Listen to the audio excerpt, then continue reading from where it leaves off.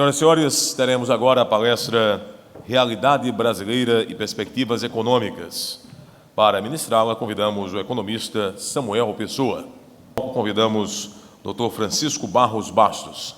Para secretariar os trabalhos do Estado da Bahia, Dr. Paulo Sérgio Alves dos Santos. Facultamos a palavra ao presidente, Dr. Francisco Barros Bastos, para a condução dos trabalhos. Bom dia a todos e a todas. Vamos dar início aqui à palestra do Dr. Samuel Pessoa. Dr. Samuel Pessoa, grande economista, é doutor em economia pela Universidade de São Paulo, é professor da Escola de Pós-Graduação em Economia da Fundação Getúlio Vargas, no Rio de Janeiro, e chefe do Centro de Crescimento Econômico do Instituto Brasileiro de Economia, IBRE-FGV, e é especialista em crescimento, flutuações e planejamento econômico.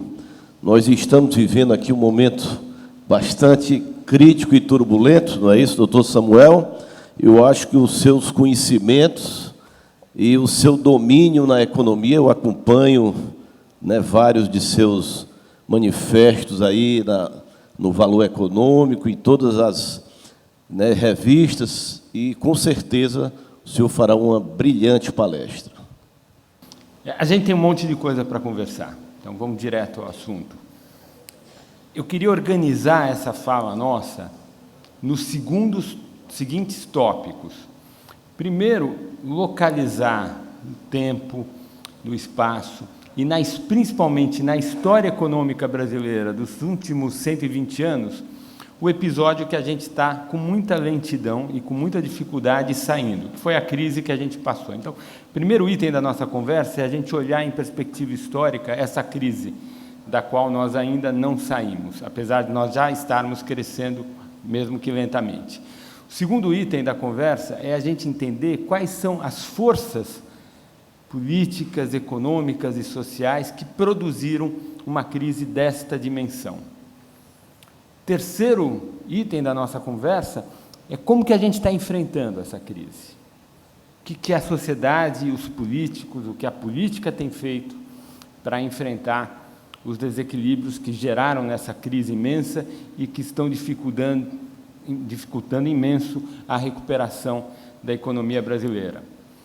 O quarto item da nossa conversa é a gente localizar o governo Jair Bolsonaro, o que de novo trouxe para a política o governo Jair Bolsonaro, como tem sido feito a construção da política, a aprovação da reforma da Previdência e os próximos passos. O que a gente pode divisar à frente, nos próximos 1, 2 e 3 anos. Aí alguma especulação no final sobra tempo. Então, é esse o plano da nossa conversa. Vamos começar pelo primeiro item da nossa conversa, é olhar em perspectiva histórica a grande crise brasileira. Se nós entrarmos no site do IPEA-Data, o IPEA é Instituto de Pesquisa Econômica Aplicada, ligado ao Ministério do Planejamento, tem lá o IPEA-Data, que sumariza as estatísticas econômicas e sociais brasileiras no longo prazo, e se vocês baixarem os dados do Produto Interno Bruto brasileiro, que é a medida que a gente usa de produção de bens e serviços ao longo de um ano, ou ao longo de um certo intervalo de tempo, desde 1900 até aqui, o biênio 2015-2016, 3,5% de perda de PIB em 2015, 3,5% de perda de PIB em 2016. Esse é o pior biênio dos últimos 120 anos. Nós estamos falando, a economia começou a gerar problemas, entrou tecnicamente em recessão no segundo trimestre de 2014, ela saiu da recessão no primeiro trimestre de 2017, então foram 10 trimestres de recessão continuada. Esta recessão foi a maior perda de PIB dos últimos 120 anos da nossa história. A gente não tem estatísticas por império. Eu acho que se nós tivéssemos estatística por império, nós estaríamos falando do pior episódio brasileiro desde, pelo menos, o período da regência, que a gente sabe que o período da regência foi um período dos mais conturbados da nossa história. Se eu, em vez de medir pela queda de PIB, se eu medir pela queda de PIB per capita, esse é o segundo pior episódio dos últimos 120 anos. O episódio anterior a este foi a crise da dívida externa entre 81 e 84, em que a queda de PIB per capita foi maior do que a queda de PIB per capita agora, porque naquela época, início dos anos 80, a taxa de crescimento populacional era 2,5% ao ano, e agora a taxa de crescimento populacional é 0,8% ao ano. Então, nós estamos falando de um episódio que é a maior queda de PIB dos últimos 120 anos, a segunda maior queda de PIB per capita dos últimos 120 anos, e é o episódio de recuperação mais longa dos últimos 120 anos. O que eu digo, o que eu estou querendo dizer com recuperação mais longa dos últimos 120 anos? A gente começou a cair muito pesadamente em 2015, então eu posso pegar o pico da economia lá no primeiro trimestre de 2014, e eu posso fazer a seguinte pergunta: quanto tempo vai levar, depois da queda, a economia crescendo aos pouquinhos, para que ela supere o pico, o valor máximo anterior à crise? Tá? Esse período vai ser o mais longo dos últimos 120 anos, e, na verdade, nos últimos períodos, nós temos revisado o crescimento futuro para menor, portanto, a gente não sabe exatamente quanto tempo levará para que nós consigamos ultrapassar o pico prévio, mas a gente sabe que essa crise é a crise em que a recuperação é mais longa nesse sentido. Então, tudo isso para nós nos convencermos que nós estamos falando de um fenômeno que não é um fenômeno corriqueiro, não é uma oscilação comum dos ciclos econômicos. Nós estamos falando de uma queda, de uma crise, de uma recessão profunda que deixou uma perda permanente de eficiência e de produtividade na nossa economia. A economia está mais pobre do que estava antes da crise e, evidentemente, esse é o ponto de vista que eu vou sustentar aqui. Esse ponto de vista é polêmico, há pessoas que pensam diferente de mim, mas acho que a maior parte dos profissionais de economia concordariam com a minha proposição, é que uma crise desta dimensão, desta profundidade, e que deixa esse efeito permanente sobre a economia, ou seja, a recuperação mais longa dos últimos 120 anos, mais difícil, ela é uma crise que foi construída antes. Ela não é responsável, a política econômica pós-crise não pode ser responsabilizada por uma crise tão profunda. Então, nós temos que entender os fatores que produziram essa crise a partir de dinâmicas da política econômica e de escolhas da nossa sociedade que precedem a crise. Essa é a minha visão, ou seja, a minha visão é que a crise não é fruto de erros de política econômica que foram cometidos posteriormente à crise, mas a crise é fruto de uma série de erros e de dificuldades de economia política, erros de manejo de política econômica e de dificuldades de economia política da nossa sociedade, que foram se acumulando nos 10, 15 anos anteriores à crise. Como foi um processo longo de acumulação de desequilíbrios, quando a crise veio, o tombo foi muito grande. Então, passemos agora ao segundo item da nossa conversa. Que dinâmicas foram essas? Que dinâmicas econômicas e sociais e de política econômica foram essas que produziram as circunstâncias para nós nos metermos numa situação tão difícil? Eu vejo duas dinâmicas totalmente independentes, mas que produziram esse resultado. Essas dinâmicas, apesar de totalmente independentes, elas se reforçaram mutualmente.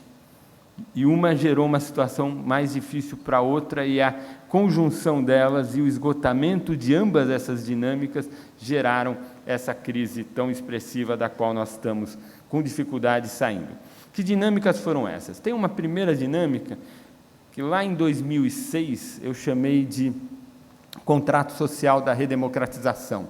Em 2006, eu era assessor do senador Tasso Gereissati, senador pelo Estado, pelo PSDB do Ceará, era professor da Fundação Getúlio Vargas e passava 2 dias por semana lotado no gabinete do senador, e a gente acompanhava com muito detalhe, conversava muito com o senador, e houve um fato super interessante, que vale a pena a gente lembrar. Em 2006, o presidente Lula foi reeleito, e o crescimento econômico no primeiro mandato do presidente Lula foi bom, mas não foi muito bom. Em 2006, o presidente Alejandro Toledo, do Peru, não conseguiu eleger o seu sucessor. No Peru não tem reeleição. Alejandro Toledo tinha tido um desempenho de crescimento econômico muito maior do que o presidente Lula aqui no Brasil. O Peru, no período do Toledo, cresceu, acho que 6% ao ano. O Brasil, no primeiro mandato do presidente Lula, cresceu 3,5% ao ano. E o senador me fez essa pergunta: mas, Samuel, como que explica isso? O Lula é reeleito com esse desempenho e o Toledo não consegue fazer o seu sucessor com esse desempenho. O que acontece? O que acontece é o seguinte, gente: a sociedade brasileira é uma sociedade muito desigual. O que quer dizer desigualdade? Desigualdade quer dizer... Desculpe, quer dizer, se eu fizer uma fila, pegar todos os 200 milhões de brasileiros e colocar numa fila, começo do brasileiro mais pobre e vou enfileirando até o brasileiro mais rico, faço essa fila, aí pego uma faca, um facão e corto a fila no meio. Se o número de brasileiros for ímpar, a faca vai pegar a cabecinha de alguém. Se o número de brasileiros for par, o facão vai pegar no meio de 2 pessoas. Aquela pessoa que está lá no meio, a gente chama o eleitor mediano. O que é ser o eleitor mediano? Essa é a pessoa que tem a renda mediana. Note que renda mediana é diferente de renda média. Renda mediana significa que aquela pessoa que está no meio da fila, metade da população é mais rica do que ela, metade da população é mais pobre do que ela. Agora, numa sociedade muito desigual, o que tem? Tem um monte de pessoas que são muito ricas. Essas pessoas elevam a renda média do país para cima. Então, uma sociedade desigual é uma sociedade em que a renda média é muito maior do que a renda mediana. Ora, se a sociedade for desigual, portanto, uma sociedade que a renda média é muito maior do que a renda mediana, e simultaneamente for uma democracia, como é o caso do Brasil, é natural imaginar que o processo eleitoral, o processo democrático, produzirá um padrão de escolha social que seja o mais desejável para o eleitor mediano, o cara do meio. Pobre tem certas preferências, muito rico tem outras preferências. Na hora do voto, o que prevalece é a escolha do mediano.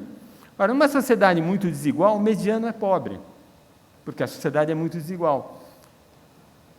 E, portanto, em sociedades em que o mediano é pobre, a demanda da sociedade é por redistribuição, faz todo sentido. Nós construímos o nosso estado de bem-estar social na democracia. E nós construímos o nosso estado de bem-estar social na democracia porque o eleitor assim o quis. Então, existe... E aí a gente entende o dilema entre o paradoxo Lula-Toledo. O eleitor não quer crescimento econômico. O eleitor quer melhoria de bem-estar. E numa sociedade muito desigual, há muito espaço. Nós estamos esgotando esse espaço, esse vai ser o tema do final da nossa conversa. Mas numa sociedade muito desigual, há muito espaço para melhorar o bem-estar sem gerar crescimento, redistribuindo os recursos. E com isso, nós aumentamos pesadamente a carga tributária. Portanto, existe uma dinâmica da sociedade, que é uma dinâmica de longo prazo, que é uma dinâmica que é fruto das estruturas da sociedade, desigualdade associada à democracia, que produziu, ao longo de todo o período pós-anos 90, um crescimento do gasto primário da União. Gasto primário da União é o gasto total da União, excluindo pagamentos de juros. No caso, é o gasto primário, é o gasto total da União, excluindo pagamentos de juros e excluindo as transferências que a União faz para os estados, principalmente transferências do Fundeb e transferências do Fundo de Participação dos Estados. Esse gasto primário da União, com essas exclusões, ele cresceu de 92, alguma coisa como 11% do PIB, até 20% do PIB hoje. Então, ele praticamente dobrou como proporção do PIB. Ou seja, durante esse período todo, de 92, 93 até 2014, que é o início da nossa crise, esse gasto primário da União, excluindo transferências para estados e municípios, ele quase que dobrou com proporção de um PIB que cresceu. Portanto, ele cresceu durante todo esse período numa velocidade maior do que o crescimento do PIB. Como ele cresceu numa velocidade maior do que o crescimento do PIB, a carga tributária teve que crescer também nesse período a uma velocidade maior do que o crescimento do PIB. E, de fato, nesse período, a carga tributária cresceu a uma velocidade maior do que o crescimento do PIB, no primeiro momento, por criação de novos impostos, e, no segundo momento, porque a dinâmica da economia, com um longo processo de formalização da mão de obra, associado ao boom de commodities, gerou um desempenho muito favorável da receita de impostos e contribuições sociais. Isso tudo produziu um equilíbrio macroeconômico, mas era um equilíbrio macroeconômico que tinha, na sua raiz, a fonte de um longo desequilíbrio, que é o quê? É um equilíbrio macroeconômico que se sustenta com gasto crescendo acima do PIB e tributos crescendo acima da economia. Ora, isso não é um equilíbrio permanente, porque uma hora o gasto público tem que crescer junto com a economia e uma hora os impostos têm que crescer junto com a economia. Essas duas não podem eternamente, essas duas estatísticas não podem eternamente crescer além da economia. Então, esse foi a primeira dinâmica de desequilíbrio, uma coisa que eu chamei de contrato social da redemocratização. Esse contrato social da redemocratização, ele se esgotou em 2011. Por que ele se esgotou em 2011? Porque, a partir de 2011, a receita de impostos e contribuições sociais deixou de crescer a uma velocidade maior do que a economia e passou a crescer a uma velocidade igual à economia. Como, pelo contrato social, o gasto primário continuou crescendo a uma velocidade maior do que a economia, começou-se a abrir uma boca de jacaré entre gasto e receita. E a nossa crise fiscal começou a ser contratada lá em 2011. Evidentemente, a presidente Dilma e seus técnicos não perceberam a profundidade do problema e tentaram enganar os desequilíbrios. O que é enganar os desequilíbrios? Criando uma série de programas de refinanciamento de dívidas públicas que gera algum ganho momentâneo na receita, mas compromete a base tributária futura, recorrendo muito ao expediente de transferências e dividendos estatais e, finalmente, às pedaladas fiscais. Esses 3 expedientes esconderam o problema durante uns 3 anos, mas, exatamente porque a gente escondeu o problema foi aumentando. Então, esse é o primeiro item que se esgotou. A gente tinha um contrato social que ele tinha equilíbrio a cada ano, mas ele implicitamente tinha um brutal desequilíbrio. Quando o desequilíbrio apareceu, a sociedade não recontratou. O que é recontratar? Tem que chamar o Congresso Nacional e dizer, ou faz reforma da Previdência e outras reformas, para que a velocidade de crescimento do gasto público deixe de ser sistematicamente superior ao crescimento do PIB, ou a gente vai ter que todo ano aumentar os impostos para que a gente equilibre as contas públicas e não gere insolvência do Estado brasileiro. A insolvência do Estado brasileiro, qual é o problema? Impede o investimento. Ora, ninguém vai fazer um investimento de longo prazo numa sociedade que não arrecada para pagar suas contas. Por quê? Porque a pessoa, para fazer um investimento, ela tem que ter horizonte de planejamento. Ela tem que saber como que a economia vai mais ou menos se comportar e saber qual vai ser o fluxo de caixa que ela vai ter, pegar alguma taxa de desconto, algum custo de capital e calcular o valor presente desse negócio para saber se vale a pena ou não o investimento. Ora, numa sociedade que o setor público está virtualmente insolvente, é impossível proceder esse tipo de cálculo, o investimento cai. Esse problema estourou mais ou menos no 3º trimestre de 2013. E nós estamos com ele até hoje, porque a situação fiscal do Estado brasileiro ainda não resolveu. A segunda dinâmica social de longo prazo que explodiu é diferente dessa que eu acabei de explicar. Essa que eu acabei de explicar é uma dinâmica que vem da sociedade. próprio processo eleitoral, com as características estruturais da nossa sociedade, produzem essa dinâmica. A segunda dinâmica é uma dinâmica dos intelectuais e economistas petistas, que tem não só petistas, mas intelectuais e economistas heterodoxos, que têm um particular entendimento a respeito do processo de desenvolvimento dos tigres asiáticos. Por que eu estou falando aqui dos tigres asiáticos? Porque os tigres asiáticos são os casos que a gente conhece de países que, na segunda metade do século XX até hoje, conseguiram superar a armadilha da renda média, que o Brasil está preso nessa armadilha desde os anos 80, a gente não consegue crescer. Esses países superaram. E tem uma interpretação importante na academia brasileira de que esses países superaram a armadilha da renda média em função do intervencionismo estatal. Setor público, com bancos públicos, investimento público, subsídios públicos, políticas de desenvolvimento industrial, é que produziram o milagre coreano, chinês, taiwanês, japonês e assim sucessivamente. Nós, economistas mais ortodoxos, nós temos uma outra interpretação. Quando a gente olha para esses casos, o que a gente vê é mais escolas de qualidade, principalmente escolas públicas de ensino fundamental de qualidade, e taxas de poupança muito altas, e muito esforço de trabalho. Então, onde os economistas heterodoxos veem Estado, banco público, intervencionismo, nós, economistas heterodoxos, vemos muita escola, muito estudo, muito trabalho e muita poupança. São duas visões totalmente diferentes do processo de desenvolvimento. Evidentemente, quando a formulação da política econômica estava a cargo dos economistas heterodoxos, nós buscamos uma série de políticas que tentaram simular as políticas que eles acreditam que foram as políticas perseguidas pelos tigres asiáticos e que eles acreditam foram as políticas que geraram o sucesso, o milagre econômico dessas nações. 500 bilhões para o BNDES, exoneração, um monte de coisa, que ajudou a quebrar o Estado brasileiro, porque gerou muito custo para o Estado.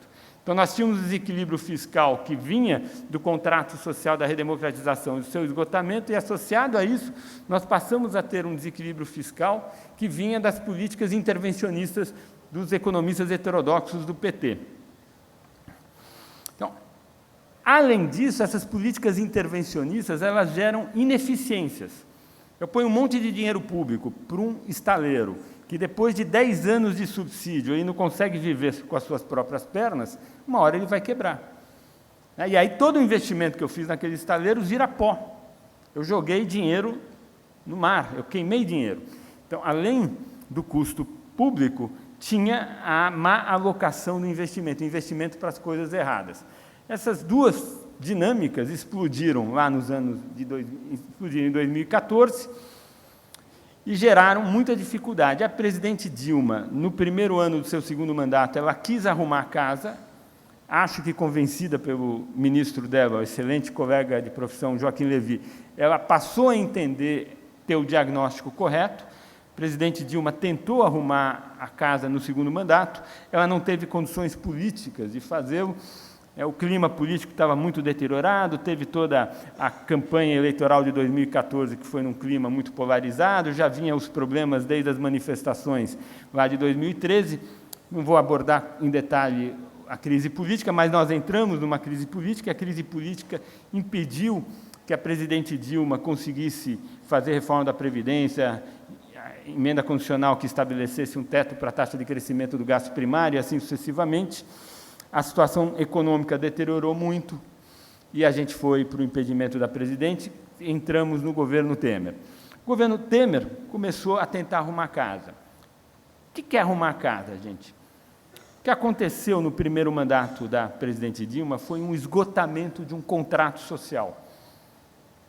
Que contrato era esse? O contrato social que se esgotou no primeiro mandato da presidente Dilma é o contrato da redemocratização, que requeria gasto público crescendo acima da economia permanentemente para financiar a construção do estado de bem-estar social. O item mais importante é a Previdência, mas não é o único. Tem seguro-saúde, auxílio-doença, bônus salarial e vários outros índices. Universalização do ensino, que nós conseguimos na democratização, toda a agenda do ProUni, FIES, Minha Casa Minha Vida, tem vários itens do estado de bem-estar social, que é uma construção que eu, como disse para vocês, vem desde o governo Itamar, mais ou menos. O gasto público cresce acima do PIB, desde sempre. Se vocês fizerem a conta, a taxa de crescimento do salário mínimo real nos 8 anos do governo FHC não foi muito menor do que a taxa de crescimento do salário mínimo real nos 8 anos do governo Lula. Então, você tinha uma demanda da sociedade por equidade, que eu já abordei aqui, e esse era o primeiro item do nosso estado de bem, do nosso contrato social. O segundo item do contrato social era tributos crescendo o tempo todo. E tributos crescendo na forma de tributos indiretos, muito tributo sobre telefonia, muito tributo sobre energia, muito tributo sobre combustíveis líquidos, muito tributo sobre bens e serviços, mais sobre bens do que serviços que a gente consome, e assim sucessivamente. Os tributos indiretos é uma forma de eu crescer os impostos sem que a sociedade perceba muito, porque eles ficam meio escondidos no bem que a gente consome. Então, esse era o segundo item do nosso contrato social, que era crescimento permanente dos tributos indiretos. Evidentemente, essas duas coisas, gasto público crescendo acima do PIB, tributos indiretos permanentemente crescendo acima do PIB, isso gerava, em equilíbrio, uma pressão inflacionária permanente. E para combater a pressão inflacionária permanente, nós temos o terceiro item daquele contrato social que vigorou até 2011, 2012, quando ele começou a fazer água e bateu nessa crise imensa, que é Banco Central com liberdade para colocar juros onde fosse necessário para estabilizar a inflação. Então, estabilidade da inflação com juros reais altos, tributos indiretos crescendo permanentemente acima do PIB e gasto primário da União crescendo permanentemente acima do PIB. Esses eram os 3 itens do contrato social que vigorou até 2011, 2012, passou a fazer água, e essa crise, na verdade, é o esgotamento desse contrato social, fruto dos erros de política econômica do intervencionismo dos economistas heterodoxos petistas. Essencialmente é isso que é a crise, no meu entender, e é nesse sentido que eu avalio que ela foi construída previamente. Evidentemente, a crise política agravou a crise. E os meus colegas economistas petistas que discordam de mim, que acham que a crise tem menos a ver com os erros anteriores e mais a ver com os erros de política econômica, eu acho que erros de política econômica não houve, mas certamente a crise política, isso eu concordo com eles, a crise política agravou o problema. Por quê? Porque o Congresso não arrumou a casa. E está arrumando, mas está arrumando muito lentamente. O que é arrumar a casa, gente? Um país, um setor público tem que pagar suas contas. Se a gente quer um Estado que gaste mais, os congressistas têm que aumentar impostos para financiar esse Estado que gaste mais. Se nós não queremos aumentar impostos, os congressistas têm que fazer reformas para reduzir o crescimento do gasto público. Não dá para não fazer um e não fazer o outro. Pode fazer combinação dos dois, aumentar um pouco impostos, reduzir um pouco de gasto, e essa mediação, quanto que eu vou ajustar aumentando impostos, quanto que eu vou ajustar reduzindo gastos, essa é uma mediação que nenhum técnico pode dizer qual é a melhor, essa é uma escolha inerentemente de natureza política. É o Congresso Nacional que tem delegação da sociedade brasileira para proceder a essa escolha social. Fomos para o governo Temer, estamos no governo Temer e agora no governo Jair Bolsonaro, lentamente construindo um novo contrato social. Então, quais são os elementos desse novo contrato social? Tem um primeiro item, muito importante, que é a Emenda Constitucional 95, que é a emenda que estabeleceu um teto, um limite superior para a taxa de crescimento do gasto público, que é uma mudança importantíssima com relação ao contrato social anterior. O contrato social anterior tinha como elemento inicial gasto público permanentemente crescendo acima da economia. Agora não pode mais.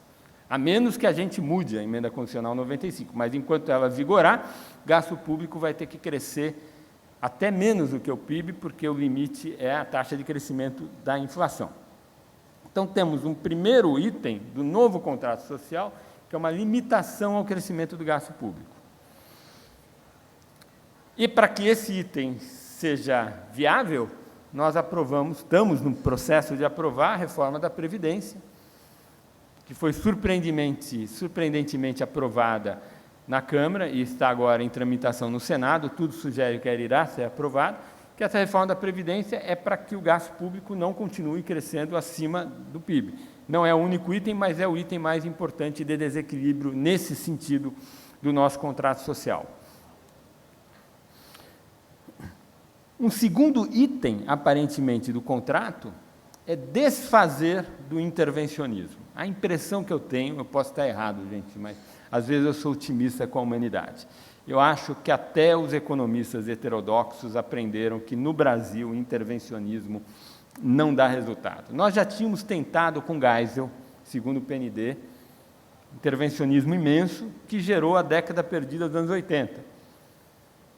Aí, com o PT, a partir de 2007, quando saiu o ministro Antônio Palocci, que era bem ortodoxo na sua gestão da política econômica, e entrou o ministro heterodoxo Guido Mantega, desde aquele período, 2006, nós iniciamos uma deriva intervencionista. Acho que aprendemos, e o segundo item do contrato social é que não vai ter intervencionismo do setor público para estimular crescimento econômico. A gente vai ter um crescimento econômico que seja mais amigável ao mercado.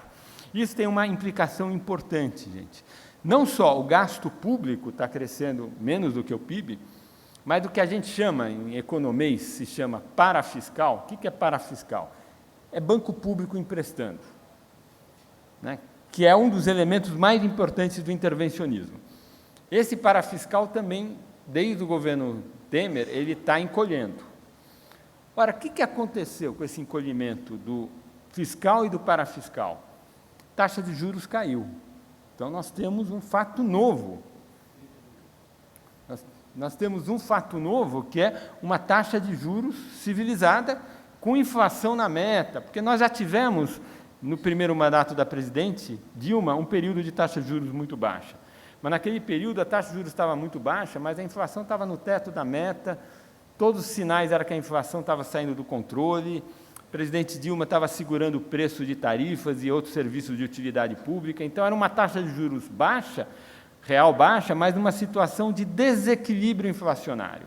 Agora não, agora nós temos uma taxa de juros real muito baixa, numa situação de equilíbrio inflacionário. É uma novidade para nós. Então, mas a gente ainda tem que ajustar.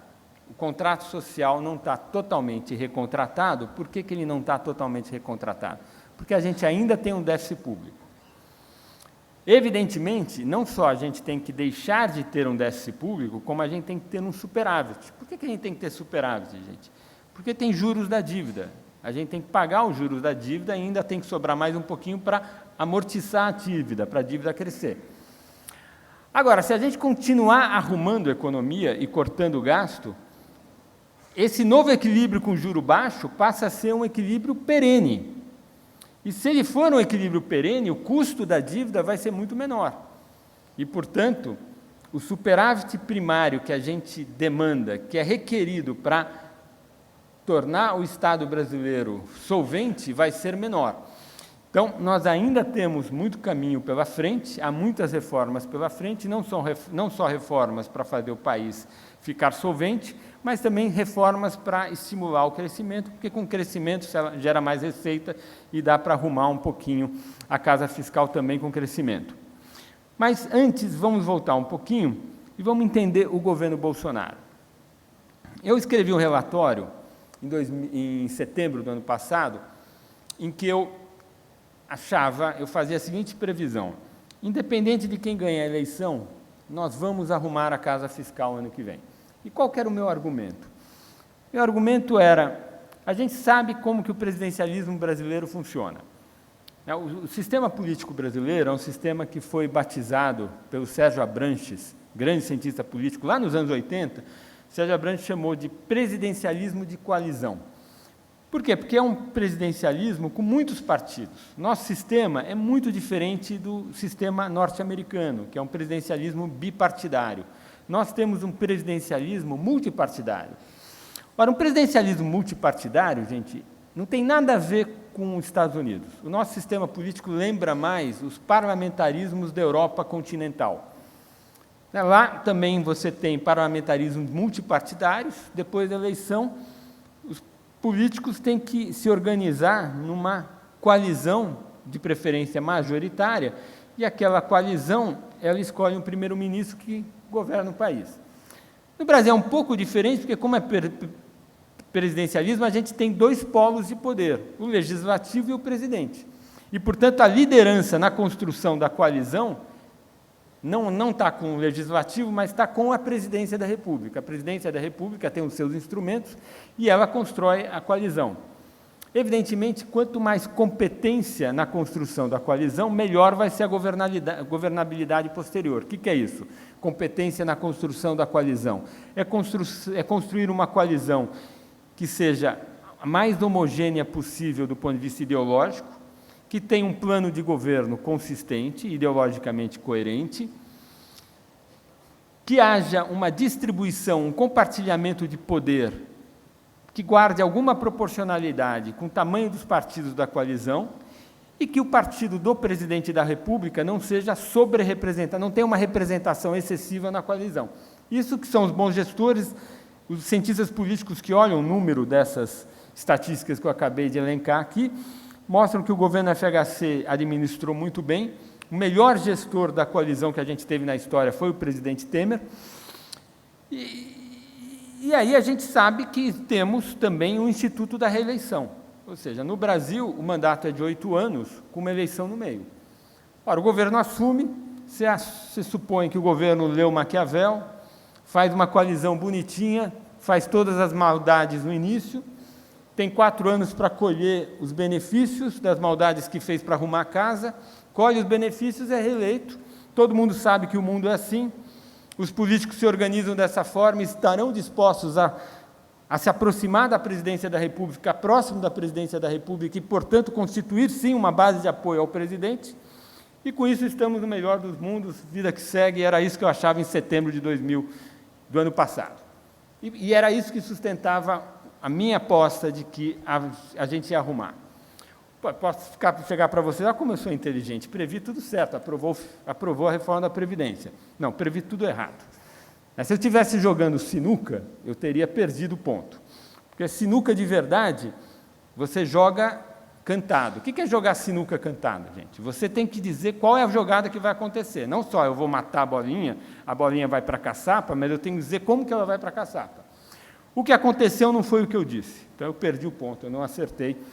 E não aconteceu o que eu disse porque o presidente Jair Bolsonaro escolheu mudar a forma de gerir a política. E o surpreendente é que ele, mudando a forma de gerir a política, ele conseguiu aprovar, aparentemente vai conseguir aprovar a reforma da Previdência, que é um fato único. O que aconteceu, gente? Por que as coisas são assim? Ora, no presidencialismo multipartidário, o presidente é responsabilizado pelas medidas que têm impacto agregado. Ou seja, o eleitor gosta do presidente ou fica louco da vida com o presidente conforme a economia vai bem ou vai mal. Ou seja, a macroeconomia é um tema do presidente da República e do seu partido. O presidente Dilma foi empichada porque a economia foi um desastre. A questão das pedaladas, isso foi um detalhe. Se a economia tivesse ido bem, ninguém nem ia falar de impeachment da presidente Dilma.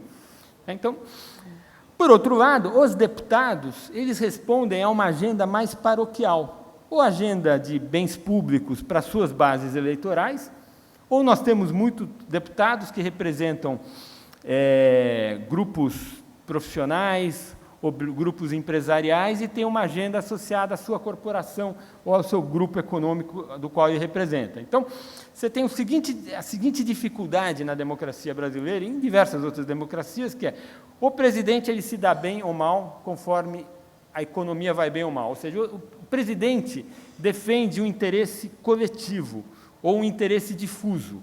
O Congresso defende as corporações ou as bases eleitorais, os interesses mais regionalizados, mais paroquiais.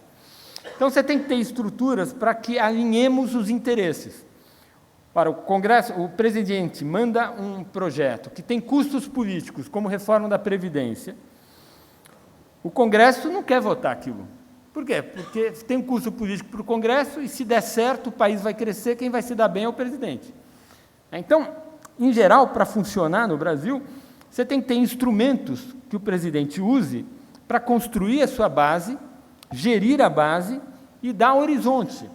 Porque, gente, o deputado é um cara que há 4 anos ele está demitido. Então, ele precisa, no cálculo dele, saber assim, daqui a 4 anos eu vou ter que tentar ser recontratado pelos meus empregadores, são os meus eleitores. Eu tenho que dizer alguma coisa a eles.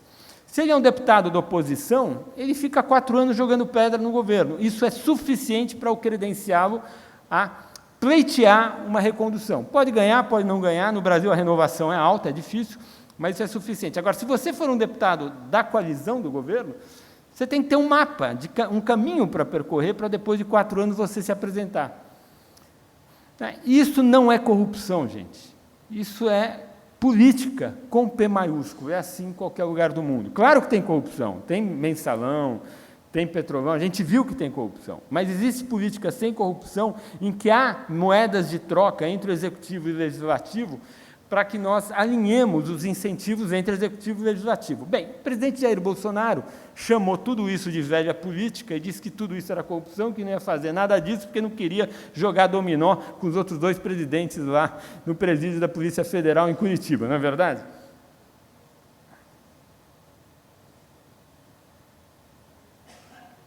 Então, quando o presidente Bolsonaro disse que não ia fazer o jogo da política tradicional, eu fiquei muito preocupado. Disse, meu Deus do céu, a gente vai para a desorganização, porque esse Congresso não vai aprovar a reforma da Previdência. Então, a pergunta é, por que o Congresso aparentemente aprovou? Falta o Senado. Aconteceu uma coisa nova. O que foi de novo que aconteceu? Pela primeira vez, o Congresso se sentiu responsabilizado pelo equilíbrio macro. Ocorre que, no ano passado, houve uma renovação muito alta no Congresso. A gente acha que no Brasil a renovação é baixa, mas isso não é verdade. O Brasil tem dos sistemas políticos mais competitivos do mundo. E a taxa de renovação no Congresso Nacional é muito alta. Em geral, é 30%, 40%, 30%. O ano passado foi 50%, altíssima. Muito político bom, tradicional, ficou no meio do caminho.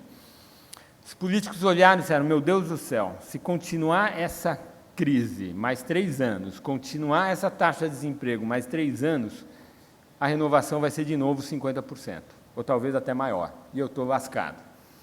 Então, mesmo o Bolsonaro, o presidente da República, não utilizando os instrumentos tradicionais do nosso presidencialismo de coalizão para mexer com a política, a reforma da Previdência foi aprovada porque a situação da crise econômica é tão dramática que acabou por convencer o legislativo brasileiro que ele também era responsável, em parte, pela estabilidade macro. E ele, se sentindo responsável, ele estava convencido que a reforma da Previdência era um elemento importante da responsabilidade macro, da estabilidade macro, ele acabou aprovando, caminha para aprovar a reforma da Previdência.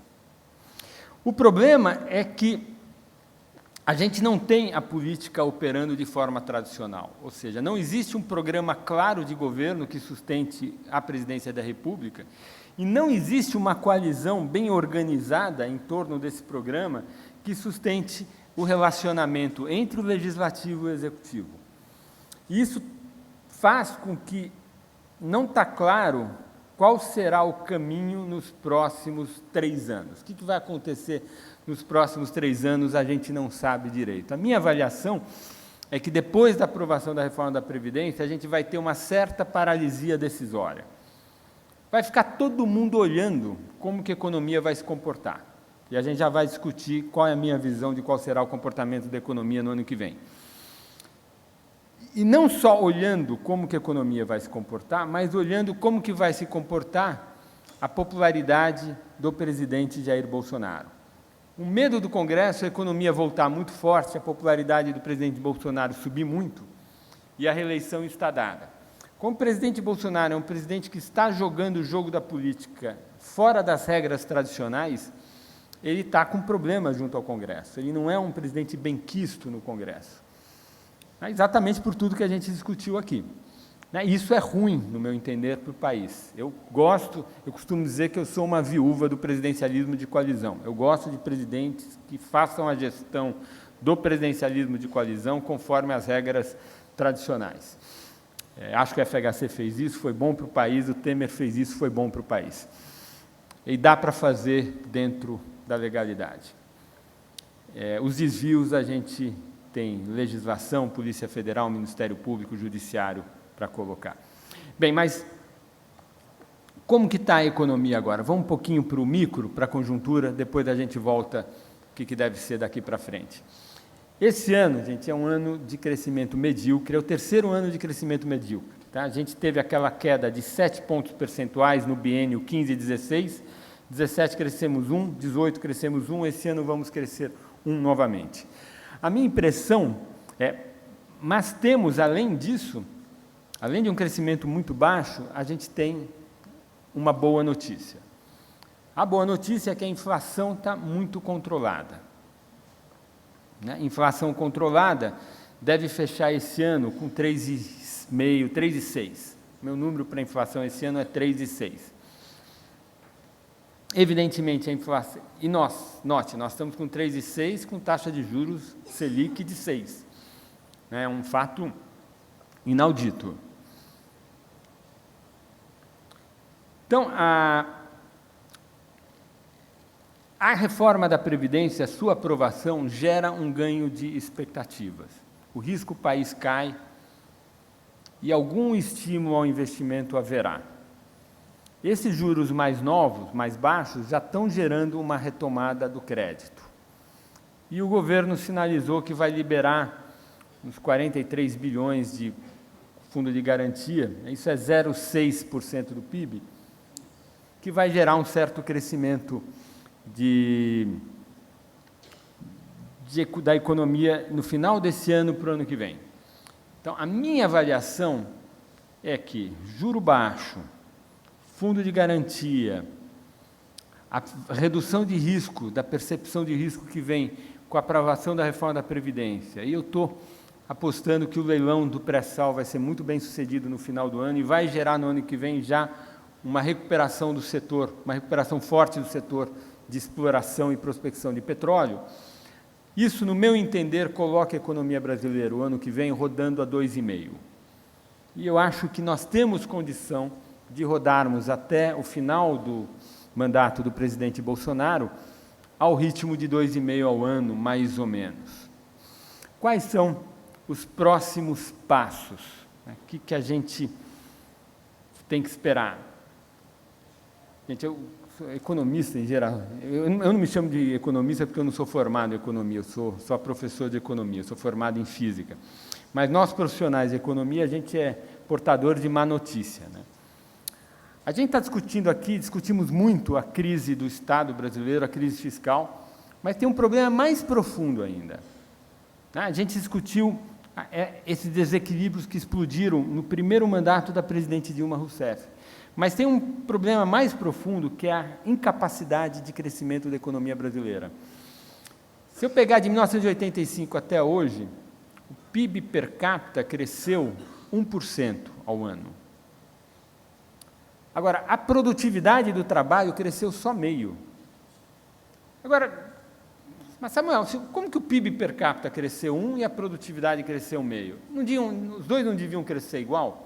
Não, porque tem uma diferença entre PIB per capita e produtividade. O PIB per capita é tudo que produz por quantas pessoas vivem na sociedade. Produtividade do trabalho é tudo que produz dividido por número de trabalhadores. Então, às vezes, a gente está num processo demográfico em que a quantidade de trabalhador como proporção da população total está aumentando. Os demógrafos chamam isso de bônus demográfico, é o aumento da proporção de trabalhadores na população total. Bom, o bônus demográfico ele terminou ano passado. Então, 1% de crescimento do PIB per capita contra 0,5% do crescimento da produtividade, essa diferença ocorreu porque nós tivemos 0,5% de crescimento fruto do bônus demográfico, que já acabou. Ou seja, qual é o potencial de crescimento da economia brasileira hoje, dado que a gente cresceu no passado? Ora, a população em idade de trabalhar cresce 0,8 ao ano, a produtividade do trabalho nos últimos 35 anos cresceu meio, 0,8 com meio dá 1,3. Gente, isto é o que nós conseguimos crescer se a gente fizer o que nós fomos, se nós formos no futuro o que nós fomos nos últimos 35 anos. É ridículo, gente. Estados Unidos, que é a fronteira tecnológica do mundo, e que tem um PIB, uma produtividade do trabalho 5 vezes a nossa, cresce mais do que isso. Então, certamente, nós temos um problema dramático de produtividade, os economistas todos sabem disso, os heterodoxos, os ortodoxos, isso é unânime, esse é um diagnóstico, ninguém faz um diagnóstico distinto a este, e tem uma série de medidas para elevar a produtividade. No longo prazo, gente, produtividade no Brasil é melhoria do sistema público de educação.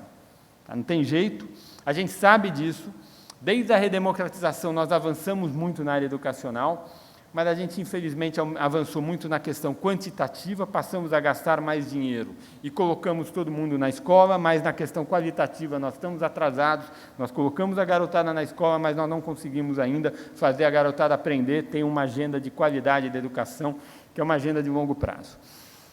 Também temos uma outra agenda que está no Congresso, que é a agenda de reforma da tributária. Reforma tributária tem duas agendas diferentes. Uma é a agenda de simplificação, para reduzir o custo de conformidade. O Brasil é o país em que as empresas mais gastam dinheiro para pagar impostos. Vocês devem saber isso melhor do que eu. Os impostos são quais? ISS, ICMS, PIS/COFINS e IPI. Esses impostos são uma complexidade, tem um monte de regimes especiais, e o que a gente precisa é unificar todos, harmonizar as alíquotas, acabar com os regimes especiais, tributar todo mundo e criar uma regra de compartilhamento desse imposto sobre valor adicionado geral entre a União, Estados e municípios. É fácil falar, dificílimo fazer, é uma construção política complexa. O presidente da Câmara, Rodrigo Maia, tem total noção da importância e da complexidade, e essa agenda está tocando. Tem um dos projetos, que é o que eu mais gosto, do deputado do MDB de São Paulo, Baleia Rossi, que é um projeto que foi construído no Centro de Cidadania Fiscal, pelos melhores tributaristas e economistas do setor público que há, e me parece uma proposta muito boa. Há outras propostas, a Câmara agora tem uma comissão especial que está se debruçando sobre esse projeto de reforma tributária. Aparentemente, na comissão especial, até início de novembro, a gente vai ter um relatório para ser votado. Essa é uma agenda importantíssima para aumento da produtividade. Depois vai ter uma agenda, e essa agenda vai significar, me parece, um aumento da carga tributária sobre o setor de serviços e uma redução da carga tributária sobre a indústria de transformação. A gente tem agropecuária, serviços, indústria. No Brasil, indústria é sobretributada, agropecuária e serviços é subtributado.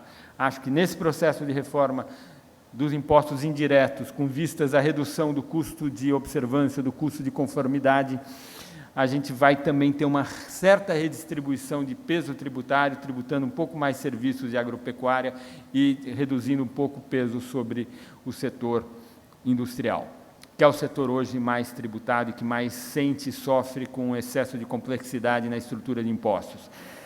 Essa reforma, se ela conseguir ser negociada, tem várias dificuldades. Todo o pacto federativo, como fica a distribuição desse bolo tributário entre os entes da federação, qual é a solução para a Zona Franca de Manaus e assim sucessivamente. Não sei se a política vai conseguir construir essa solução, eu espero que construa.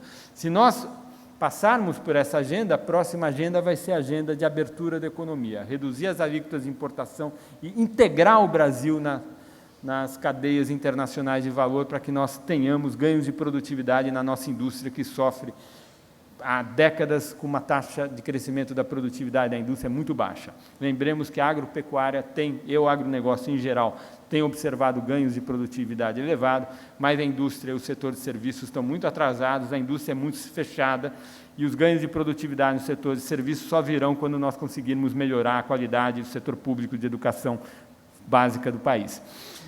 Depois disso, a gente tem uma agenda de reforma do Estado. É uma agenda que está parada há muito tempo, desde o primeiro mandato do presidente FHC, quando o ministro da Reforma do Estado foi o ministro Bresser Pereira. Desde então, a gente não tratou mais desse tema, mas certamente sem mexer na estrutura do Estado brasileiro, como ele contrata, como ele remunera, como ele demite, como ele aposenta, a gente não vai conseguir aumentar a eficiência de funcionamento do setor público, em particular não vamos conseguir melhorar a qualidade do ensino público de educação fundamental e básica do país. Bom, então, O Congresso está com uma lista de medidas imensas para tocar. Me parece que a gente tem lideranças no Congresso Nacional, tanto o presidente da Câmara como o presidente do Senado, que tem o diagnóstico correto. Me parece que há vontade política. E a gente está vivendo uma situação engraçada, em que um presidente ele não faz o jogo da política do dia a dia. Na verdade, ele fica mais no Twitter se comunicando com a sua base eleitoral, com as pessoas que têm uma visão ideológica mais próxima dele, e o Congresso Nacional está ocupando um certo espaço de protagonismo. Não é a solução melhor. Por quê? Porque as nossas instituições não foram construídas para funcionar desse jeito. Nós não somos um parlamentarismo. O presidente tem a caneta, e o presidente no Brasil é um presidente forte. Então, é difícil tratar dessas reformas importantes sem a liderança da Presidência da República. A Previdência aparentemente foi. Vamos olhar ao longo do segundo semestre como que será a trajetória da reforma, a evolução da reforma tributária. Existe um outro item da reforma tributária, que não é a reforma dos impostos indiretos, que nós acabamos de discutir, mas é a reforma dos impostos de renda, que é reduzir a tributação na pessoa jurídica, né? Imposto de renda da pessoa jurídica mais contribuição social sobre o lucro líquido dá uma tributação de uns 34% sobre o lucro, reduzir isso e tributar de alguma forma distribuição de dividendos na pessoa física. Essa é uma agenda que também precisa ser tratada. Junto com isso, em algum momento a gente vai tratar os regimes tributários especiais do simples e do lucro presumido, e desonerar a contribuição previdenciária patronal, que é muito alta. Então, tem esse pacote. Tudo isso, gente, é redefinição do nosso contrato social. Eu acho que, enquanto nós não tratarmos dessa agenda, principalmente a agenda tributária, vai ser muito difícil o investimento voltar forte. Por quê? Aquilo que a gente falou já. O investimento voltar significa o empresário conseguir desenhar um fluxo de caixa 20 anos à frente, pegar uma taxa de redesconto e calcular um valor presente.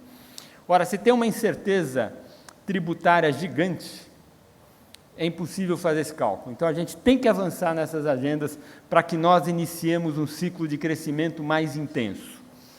Por isso que eu vejo com otimismo um crescimento entre 2% e 2,5% até o final do governo Bolsonaro. Eu acho que a construção desse novo contrato social, uma parte pode ser feita agora, mas acho que o presidente Bolsonaro não será capaz de construir tudo, e uma parte ficará para o próximo presidente. Então, eu vejo ainda alguns anos pela frente de um crescimento um pouco mais tênue, um pouco menor, mas não tão ruim quanto os 3 últimos anos, incluindo o atual, que foi crescimento de 1% ao ano. Eu vejo a economia crescendo entre 2% e 2,5% pelos próximos anos.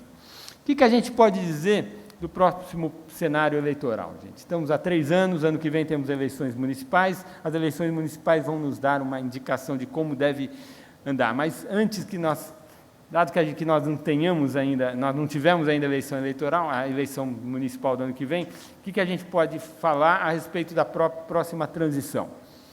Acho que o cenário se desenhou. O que nós temos? Nós temos o presidente Jair Bolsonaro ocupando a extrema-direita e apostando na manutenção da polarização na sociedade brasileira. É essa a postura dele no Twitter. Me parece que o grupo dito de esquerda, que eu prefiro chamar de extrema-esquerda, o PT e seu condomínio, optou por manter a polarização também. Então, a gente viu outro dia o presidente Lula dando uma entrevista dizendo que a facada não ocorreu, que talvez a facada no Bolsonaro não tenha existido. Evidentemente, o presidente Lula, um homem experimentado e inteligente como ele, claro que sabe que a facada ocorreu. Essa declaração ela tem única função de estimular a polarização. Tanto o cálculo do presidente Lula quanto o cálculo do presidente Jair Bolsonaro é que, ambos mantendo-se em cima do palanque até 2022, cada um consegue 1/3 do eleitorado para si, o centro se divide e vão estar os dois no segundo turno, como ocorreu o ano passado. Então, o cálculo do presidente Jair Bolsonaro e da extrema esquerda é um cálculo que dá para a gente entender, faz todo sentido, tem uma lógica política, eu posso gostar ou não, mas eu consigo entender a racionalidade. O que vai ficar, a pergunta que a gente vai fazer, que a gente se faz é, primeiro, há ou não um processo de cansaço na sociedade brasileira com a polarização? Esse é um tema que a gente vai ver ao longo do tempo, e as eleições do ano que vem vão ser importantíssimas para a gente avaliar esta dinâmica na sociedade. A sociedade está ou não se cansando da polarização? E se houver esse cansaço da sociedade, haverá uma construção de alguma candidatura de centro, centro-esquerda ou centro-direita, que possa polarizar mais do que um terço da sociedade, ou um terço da sociedade ir para um segundo turno, seja contra Jair Bolsonaro, seja contra a extrema esquerda? Essas são as duas questões que a gente não conhece. Sabemos que tem a possibilidade da construção da candidatura do atual governador de São Paulo, João Dória, tem um movimento do Luciano Huck, que é uma figura pública, de um ótimo recall junto à população, escodado por políticos de altíssimo nível, como o ex-governador do Espírito Santo, Paulo Artung, Armínio Fraga, um dos maiores economistas que o país tem, e assim sucessivamente, é outra possibilidade. Não sabemos direito como que vai ser o posicionamento do ex-governador do Ceará, Ciro Gomes, mas parece que o quadro eleitoral para 2022 já está delineado e é nessa toada. Temos 2 candidatos dos polos e falta a construção do centro democrático, e não está claro como se dará ao longo dos próximos 3 anos a construção desse centro democrático, como também não está claro como que está se passando junto à população o esgotamento ou não com esse clima permanente de polarização que nós vivemos. Muito obrigado pela atenção de vocês. Muito bem, professor Samuel Pessoa. Estou aqui com a pergunta, já para começar a fazê-lo, de Laís Solano Vale, da Unimed Federação, Rio Grande do Norte. O que o senhor disse em nada parece com a fala de Miriam Leitão, disse hoje, indicadores, etc. Indicadores totalmente diferentes. Pronto, indicadores totalmente diferentes. Olha, eu não vi a Miriam Leitão hoje. O que ela disse aí? Me conte. Bom, dizendo o contrário do que você estava dizendo, ou seja, em relação aos indicadores, que o Brasil só piora nesses indicadores em relação. Beleza, já entendi. Vamos lá. Eu estou mais otimista do que a Miriam, eu acho. Ainda bem. Eu estou mais otimista do que vários colegas meus de profissão. Eu acho que a economia cresce esse ano 1%. Tenho vários colegas meus que acham... Daqui a algumas semanas o IBGE vai divulgar o resultado da economia no segundo trimestre. E várias pessoas acham que vai ser negativo. E se o crescimento for negativo no segundo trimestre, a gente vai ter o país crescendo esse ano, não 1 que eu falei, mas crescendo 0,4. Bom, meu número para o segundo trimestre é 0,3, positivo. E eu acho que já tem uma recuperação contratada. O país está se recuperando, lentamente, mas está se recuperando. Eu acho que o resultado negativo do primeiro trimestre foi muito contaminado pela redução da indústria extrativa mineral. Lá no Instituto Brasileiro de Economia da Fundação Getúlio Vargas, a gente fez a série do PIB brasileiro, excluindo a indústria extrativa mineral, que foi muito afetada pelo acidente trágico de Brumadinho da Vale, e a gente vê que o primeiro trimestre não foi tão ruim assim, quando a gente exclui... Hã? 0,2. O que saiu 0,2? Foi 0,2 positivo, ele disse. Quando? O PIB hoje? Eu não sei, não sabia que ia ter divulgação do segundo tri. Para mim, eu vi um canto, acho que não estou enganado, não. Uma elevação em 0,2. Acho que ainda não saiu. Não? 0,2 foi no primeiro tri, né? Eu estou falando do segundo. Segundo saiu? Bom, O meu número é 0,3, mas eu acho que o IBGE não divulgou ainda esse dado. posso ter me enganado. Acho que esse dado não vai sair nem essa semana, acho que ainda tem algumas semanas para divulgação dele. Tá? Mas é fácil, é só a gente entrar no site do IBGE que vai estar lá. Mas o meu número é 03, vários colegas estão com um número negativo. Então, de fato, eu acho que eu discordo da Miriam, eu estou com os números um pouco melhores do que ela. Tá? E eu acho que a diferença é essa. Eu não acho que o primeiro trimestre foi tão ruim quanto o número mostrou, porque o primeiro trimestre foi muito contaminado pelo acidente da Vale. E eu olho os dados de crédito, eu olho vários dados, a economia está recuperando. É uma recuperação medíocre. Né? A gente lembrar, ele caiu 7, cresceu 1, e esse ano vai crescer. É medíocre, uma tragédia. Mas eu estou um pouco mais otimista do que diversos colegas meus, inclusive a Miriam, que é uma pessoa que merece o maior respeito de todos nós. O colega vai fazer a pergunta. Professor, parabenizado pela palestra. E duas questões que colocar para ouvir sua opinião. O senhor acha que o possível retorno desse imposto sobre operações financeiras, está se falando muito, né? Seria uma opção boa para melhorar o equilíbrio fiscal ou seria uma maldade para punir a população?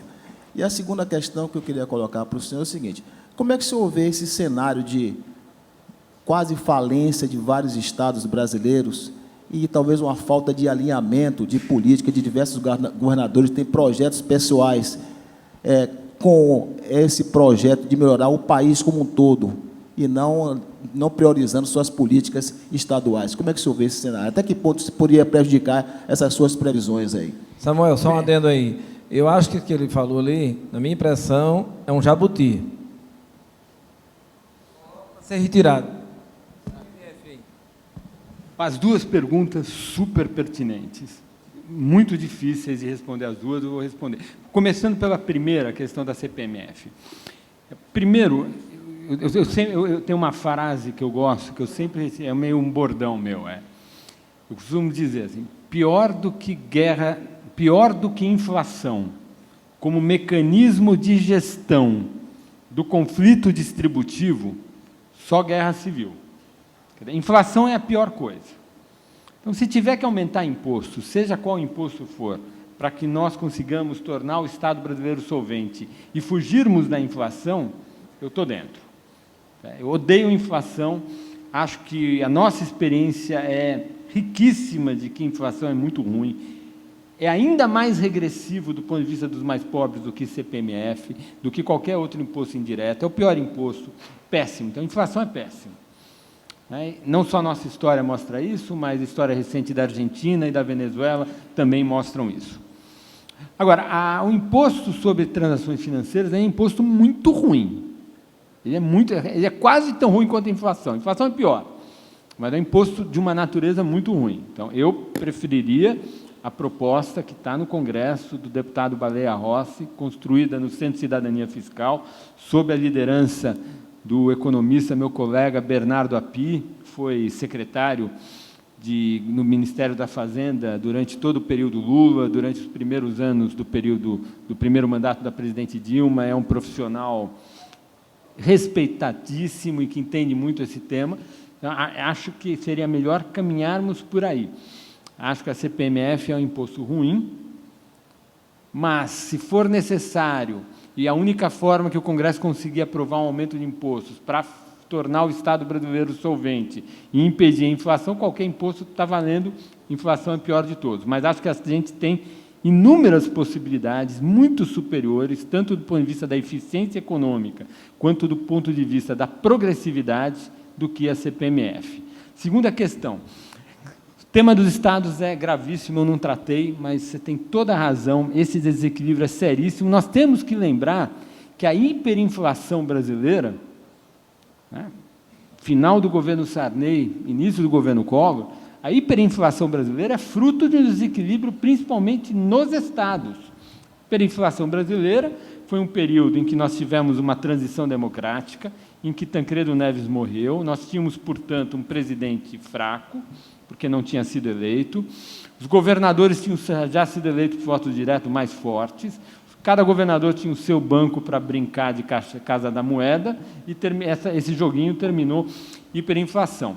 Nós conseguimos, no governo FHC, com 2 institutos, com 2 legislações, a primeira de 97, que foi a renegociação das dívidas dos estados com a União, que colocou um cangote nos estados, porque se o estado não pagasse a União, o Tesouro tinha a capacidade de sequestrar a receita de ICMS do estado, e o Itamar foi contra isso e perdeu.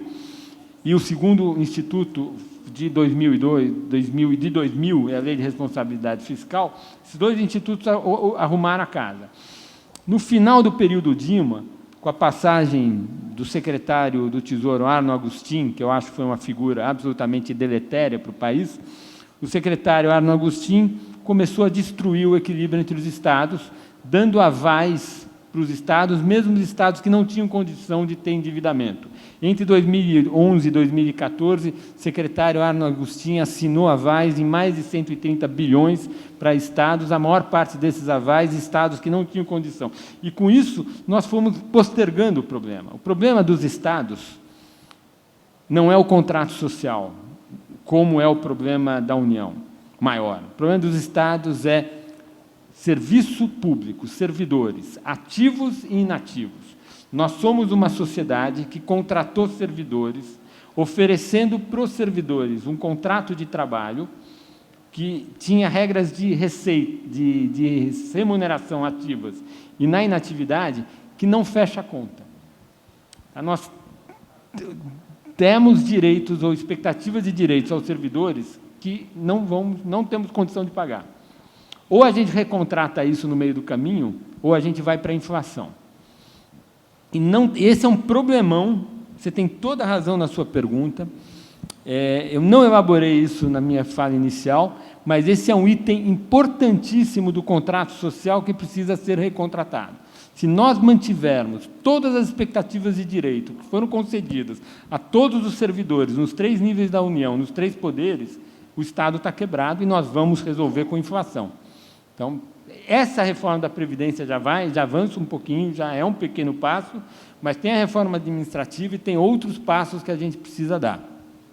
Sem dúvida. Parabéns aí, professor. Finalizando aqui, estava aqui com uma pergunta, não vi o senhor falar no posto Ipiranga do nosso Paulo Guedes. Qual é a sua visão sobre esse grande economista e essa PEC da liberdade econômica, que eu acho que o Brasil hoje vive talvez um dos maiores problemas, é esse ambiente econômico. Nós estamos localizados em 104º lugar no mundo.